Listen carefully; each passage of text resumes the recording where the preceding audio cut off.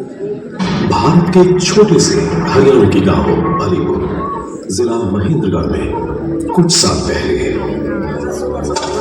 एक साधारण संयुक्त परिवार में किसान राम निवास तो मां गुलाब देवी के यहाँ एक ऐसे बच्चे ने जन्म लिया जो बचपन से ही परेशानी था।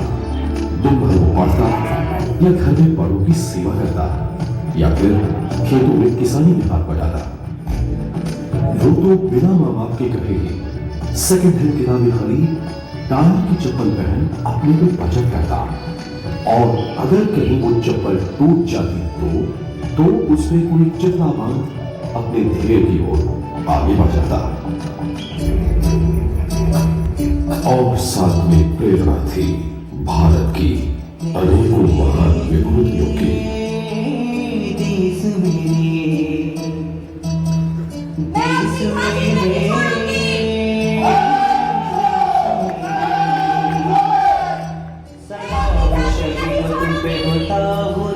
हर दुखी के आंसू पहुंचना हर भारतीय का कर्तव्य।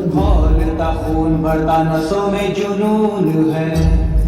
उसे उत्तेजित कर देती थी उनकी गाथाएं और एक सवाल जो बालक रामदेव खुद अपने से पूछता। भगवान ने उन महान शख्सियतों को भी तो मेरी ही तरह दो ही हाथ दो ही आंखें व एक मस्तिष्क दिया था, तो फिर मैं भी तो उनकी तरह महान कार्य कर सकूंगा। मैं भी तो उनकी तरह महान कार्य कर सकूंगा। अब तो इस बालक को जिला स्कूल छोड़ गुरुकुल में ही पढ़ना था, क्योंकि बालक रामदेव ने पढ़ लिया था मैकॉली का कथन कि उस समय के ईमानदार भारतीयों को उन पर अंग्रेजी शिक्षा थोप कर ही गुलाम बनाया जा सकता है।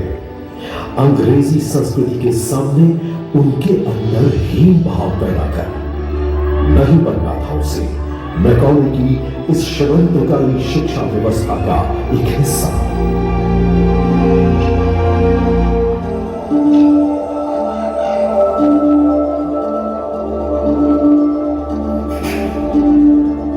एक दिन वो माता पिता को बिना बताए घर से कुछ पैसे निकाल चल पड़ा गुरुकुल की तलाश में।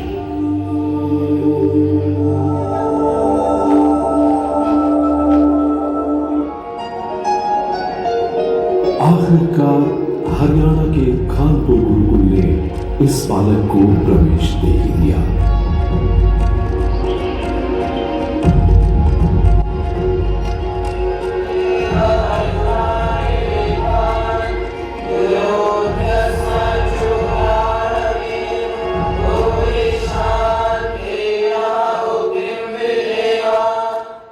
इसी प्रकार दिल्ली के गौतम नगर गुरुकुल में ऐसा ही एक और जिज्ञासु बालक बालकृष्ण शिक्षा ले रहा था।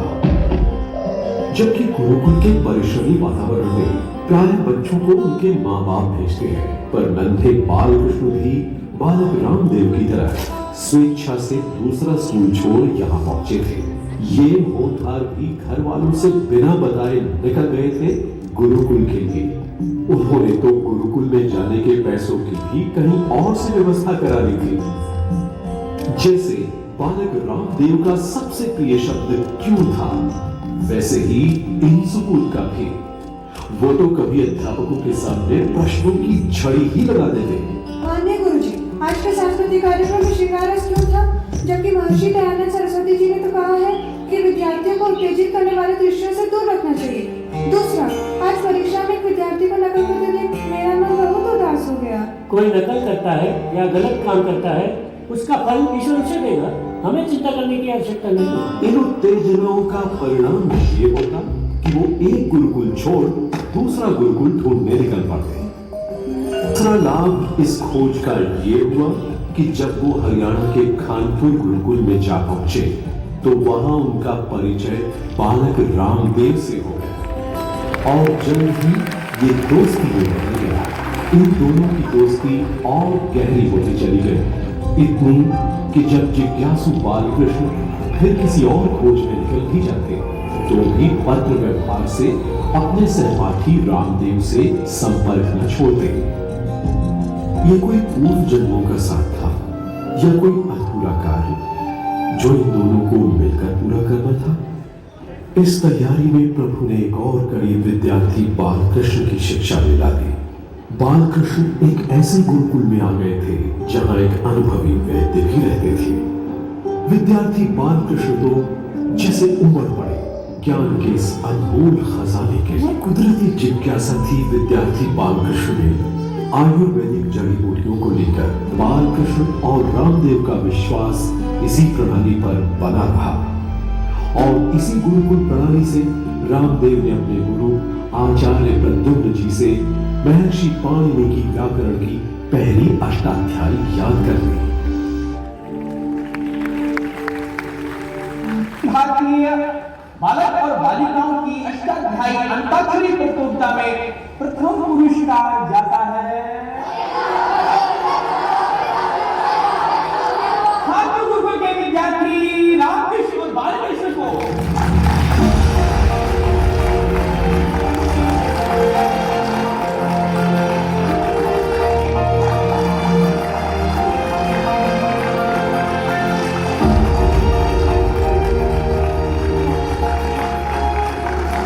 फिर गुरुकुल कालबा में गुरु आचार्य बलदेव जी से व्याकरण सहित वेद वेदांत की शिक्षा दीक्षा ग्रहण की और बन गए रामकृष्ण से आचार्य रामदेव।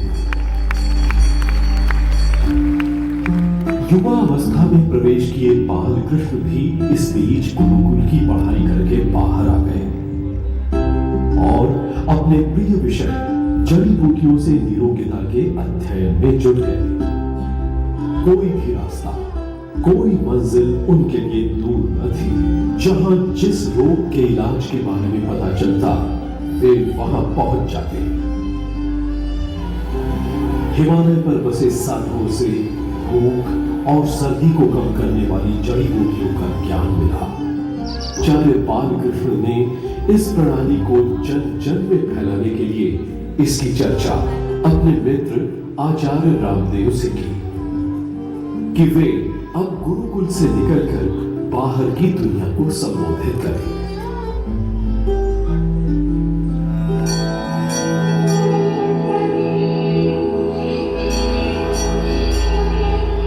और दोनों जब पहुंचे हरिद्वार,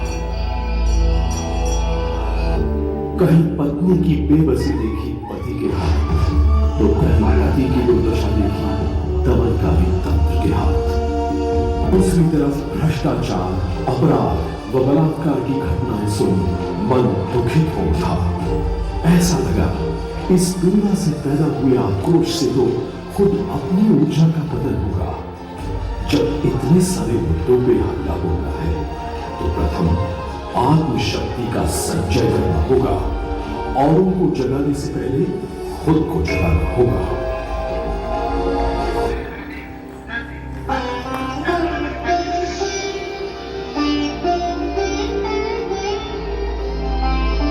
आचार्य रामदेव को लगा आत्म स्वरूप में आ जाने से जो ऊर्जा प्रकट हुई है उन दोनों में, अब उन्हें इस ऊर्जा, इस बोध को वापस समाज में लगाना होगा।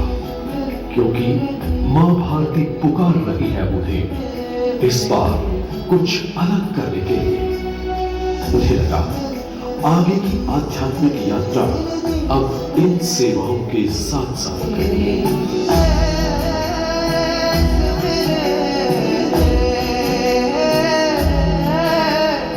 हे प्रभु, हे माधवी, हम तेरे पुत्र आज ये दृढ़ संकल्प लेते हैं।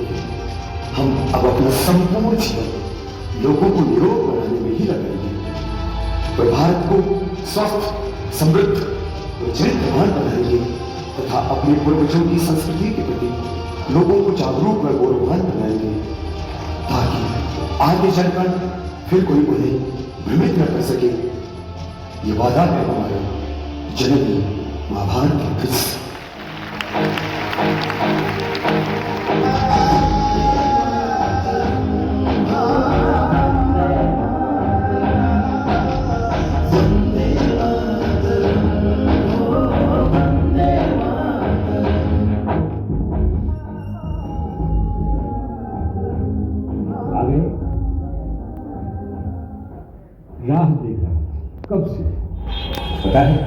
पता था बोलो, एक दिन तुम दोनों अवश्य आओगे और यहीं से अपना कार्य शुरू करोगे, यहीं हरिद्वार से। कृपालुवान आश्रम बन गया था रण क्षेत्र इतने सब मुद्दों का। अब करेंगे हम भुजंगासन के बाद प्राणायाम। देखने में ये प्राणायाम बहुत हल्का लगता है, लेकिन इसमें सब समस्याओं का समाधान। दिव्य योग मंदिर ट्रस्ट के रूप में स्थापित ये पौधा 10 सालों में लोगों के सहयोग से भव्य पतंजलि योग पीठ के रूप में स्थापित हो गया।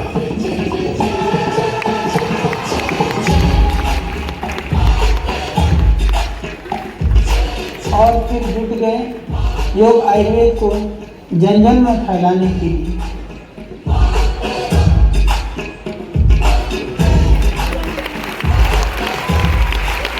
बस लोगों को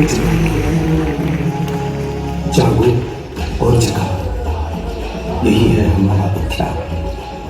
न जीवन से पलायन, न मौत का गम, हमें रहना है सदा संग, यही योग है।